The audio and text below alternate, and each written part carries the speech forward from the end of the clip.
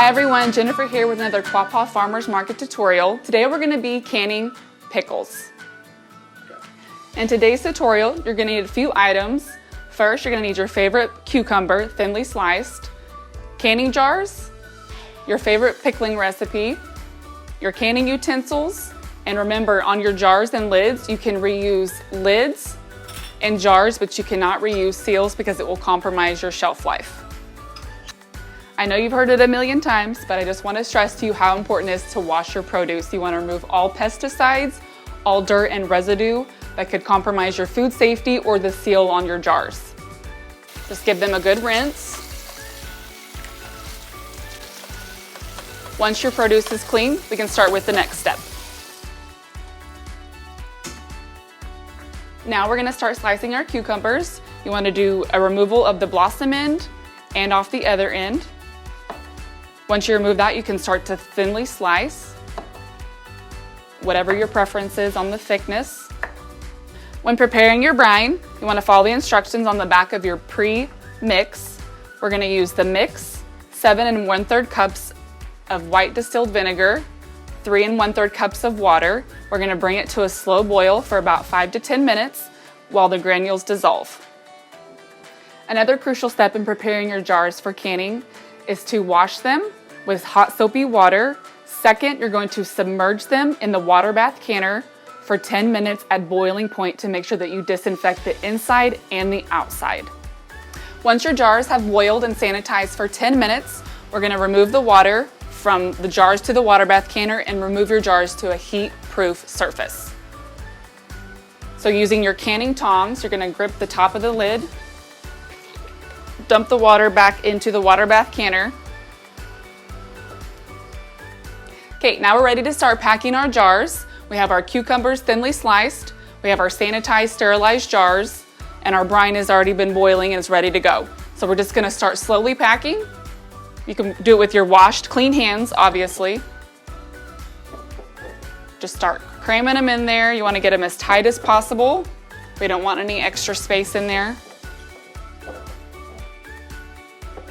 You can shove them down the sides.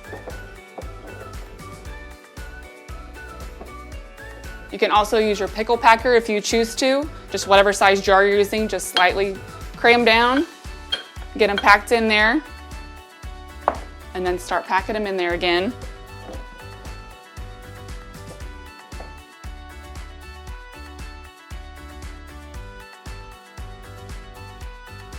Okay, once you have it packed in there pretty good, if you think it looks good, you can go ahead and start adding your brine. You're gonna use the funnel from your canning kit.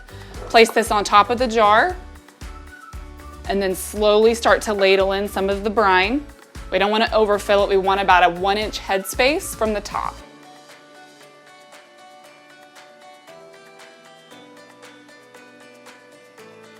You can let it kind of settle so you can get an idea of where it's at.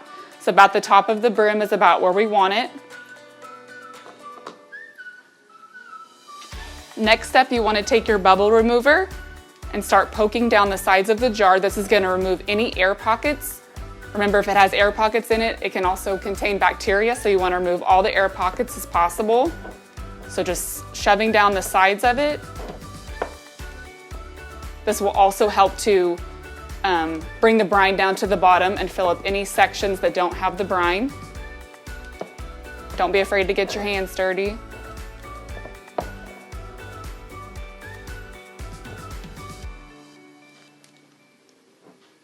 All right, once you've removed all the air bubbles, you want to clean off the rim of the lid. You can just use a paper towel and some white distilled vinegar.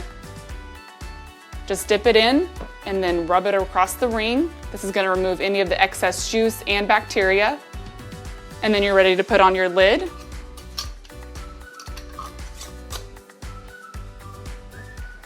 Once your jars have been boiling for 10 minutes, we want to check on the temperature, so we're going to open the lid. Remember, safety first. Never open the lid towards yourself, always open it away from yourself.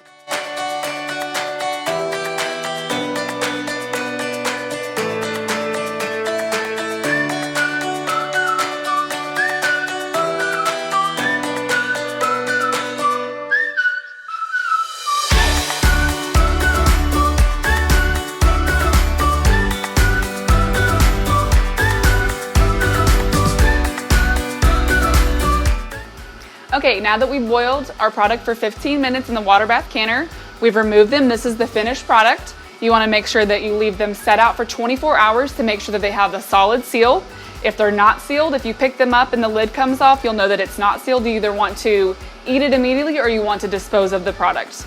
Thanks again for tuning in, guys, at another Quapaw Farmers Market tutorial, and thank you to Downstream for filming this today. We'll see you next time.